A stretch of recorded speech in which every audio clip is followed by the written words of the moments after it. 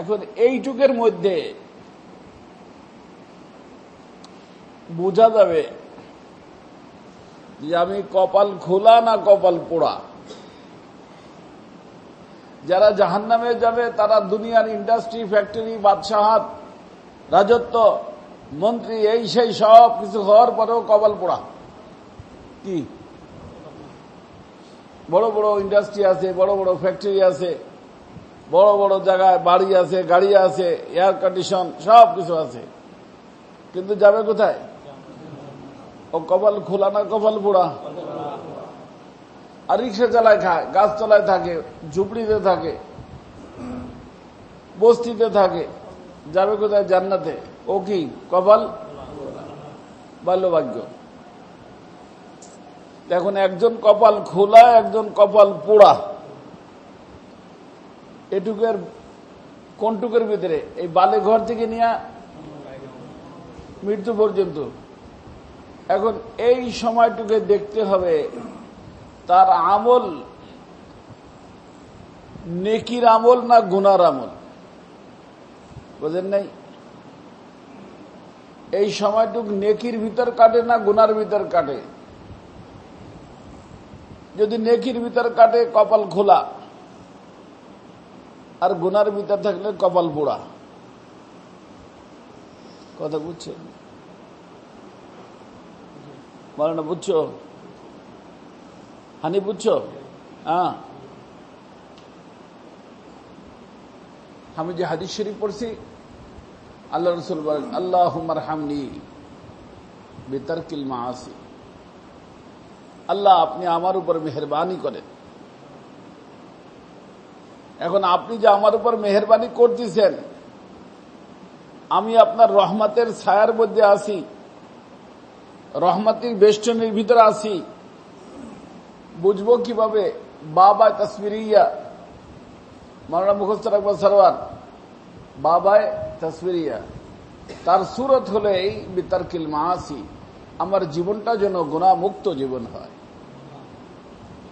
অতএব কোন ব্যক্তির জীবনটা যদি গুনাহমুক্ত হয়, গুনাহমুক্ত হয়, বুঝতে হবে তার উপরে আল্লাহর রহমতের বৃষ্টি বর্ষণ হইতেছে। সে আল্লাহর রহমতের বেষ্টনীর ভিতরে আছে।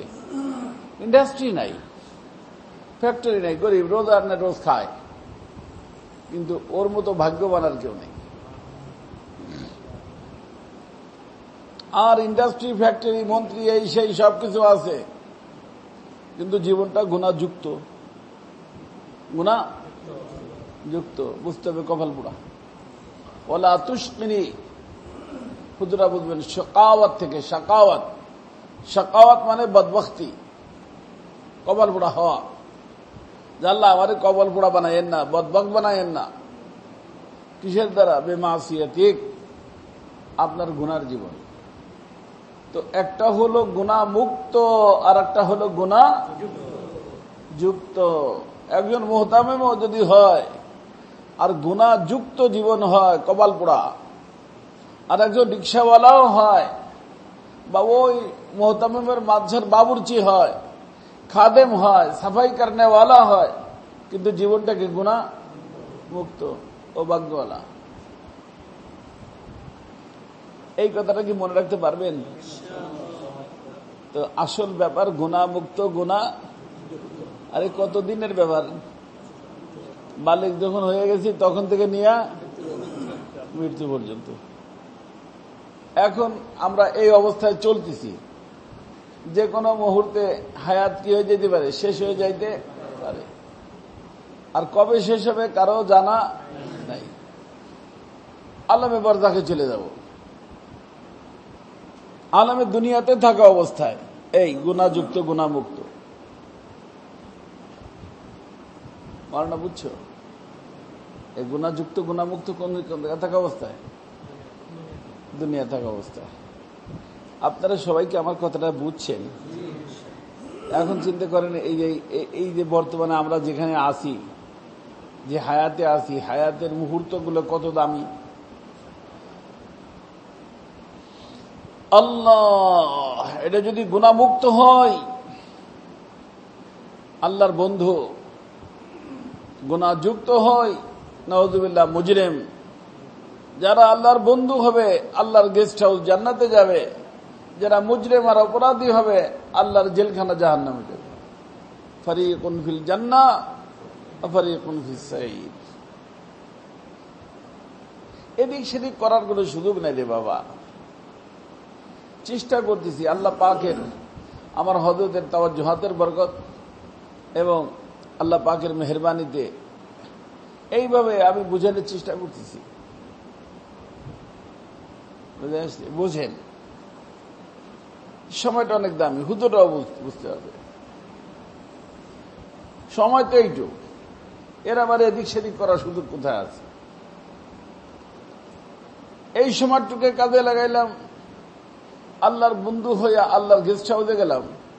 কাজে লাগাইলাম না, মুজরিম হইয়া আল্লাহর জেলখানায় গেলাম। জায়গা তো দুইটাই, মেহমানখানা, জেলখানা, নাকি 3 নম্বর কিছু আছে? আর এটা কোথায়? আখিরাতে।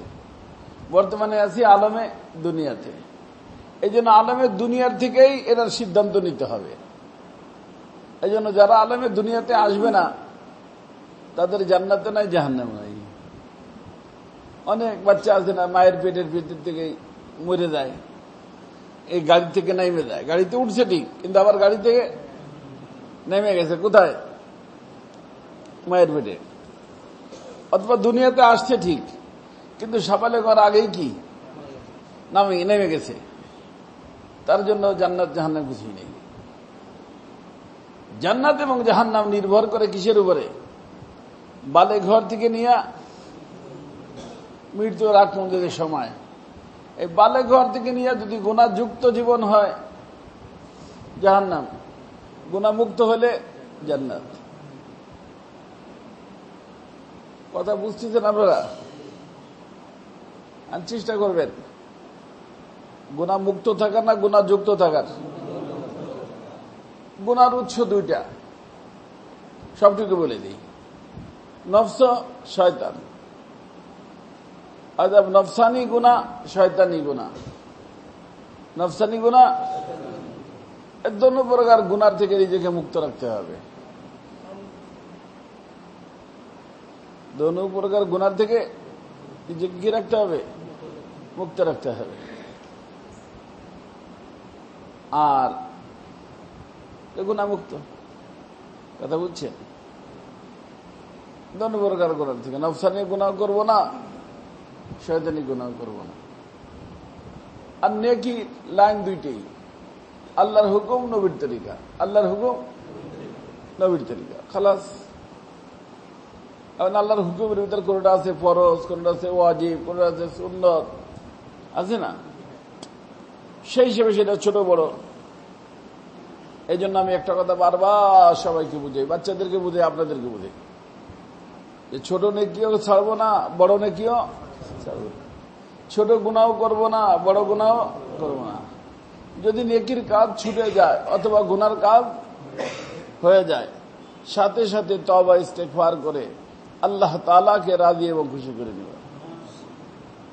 পারা যাবে? হ্যাঁ, ইচ্ছে করে ছোট নেকিও ছাড়বো না, বড় নেকিও ছাড়বো না। ছোট গুনাহ করবো না, বড় গুনাহ করবো না। যদি নেকির কাজ ছুটে যায়, ও তো করার জিনিস, ছুটে যায়, অথবা গুনার কাজ হয়ে যায়, তো সাথে সাথে তওবা ইস্তেগফার করে আল্লাহ তাআলাকে রাজি এবং খুশি করে নিব, বাস। কারণ আল্লাহ পাকের দরবারে যাওয়ার রাস্তা কয়টা বলেছিলাম আমি?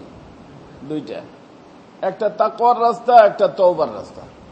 ওই একটা তাকওয়ার রাস্তা, তো গুনাহ করব না, নেকির কাজ ছাড়বো না, তাকওয়া। যদি বিপরীত হয়ে যায়, গুনাহ হইল।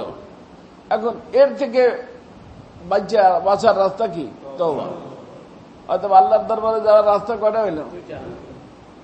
তাকওয়া, তওবা। তাকওয়ার মাধ্যমে বান্দা আল্লাহর দরবারে যায়, তওবার মাধ্যমে বান্দা আল্লাহর দরবারে যায়। ইমদাদ সাহেব, এছাড়া আর কোন লাইন আছে নাকি? তাকওয়া এবং তওবা। কথা বুঝছেন? চেষ্টা করব তাকওয়ার সাথে থাকতে, চেষ্টা করব। কিন্তু শত্রু যেহেতু সাথে আছে, ভিতরে এবং বাইরে, ভিতরের নাম নফস, বাহিরের নাম শয়তান, চেষ্টা করবে আমারে তাকওয়ার সাথে থাকতে দিল না, তাকওয়া ভাঙে ফেললো। তাকওয়া আমি তো তাকওয়ার সাথে থাকতে, এখন ভাঙে ফেললে তো আমি চলে গেলাম দূরে, চলে গেলাম দূরে। আল্লাহ বলেন তুই দূরের থেকে আবার কাছে আয়, কাছে এসে লাইন কি তওবা কর, কি কর? তো আল্লাহর দরবারে আসার লাইন তাকওয়া, তাকওয়ার সাথে থাকবো। তাকওয়া যদি ভেঙে যায় কি করব? তওবা করে সাথে সাথে আল্লাহ তাআলাকে রাজি খুশি করে নিব, হয়ে গেল। কত শর্টকাট রাস্তা আল্লাহরে পাওয়ার, হায় হায় রে, এত সুন্দর রাস্তা আল্লাহ পাক বাজারে দিচ্ছেন আমাদেরকে, সুবহানাল্লাহ। এই জন্য তাকওয়া, তওবা, তাকওয়া মনে রাখবে পারবেন ইনশাআল্লাহ। আজকে অল্প সময় অনেকগুলো কথা বলে ফেলছি, কিন্তু মুখস্থ রাখতে পারলে আল্লাহ পাকের মেহেরবানি পুরো জীবনের জন্য যথেষ্ট। তাকওয়া এবং তওবা কত দিনের কাজ?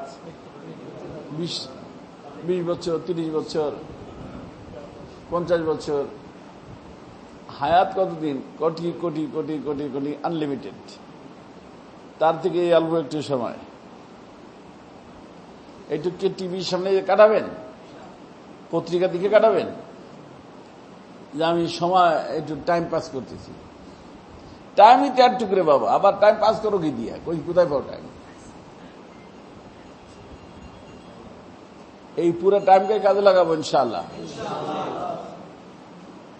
ঘুমাবো কিসের জন্য? এই জন্য যে ঘুমের থেকে উঠে আল্লাহ পাকের ইবাদত করবো, বুঝেন নি? একটু না ঘুমাইলে মাথা খারাপ হবে, এই জন্য ঘুমাইতে, যাতে ঘুমের থেকে উঠে আবার ইবাদত করবো।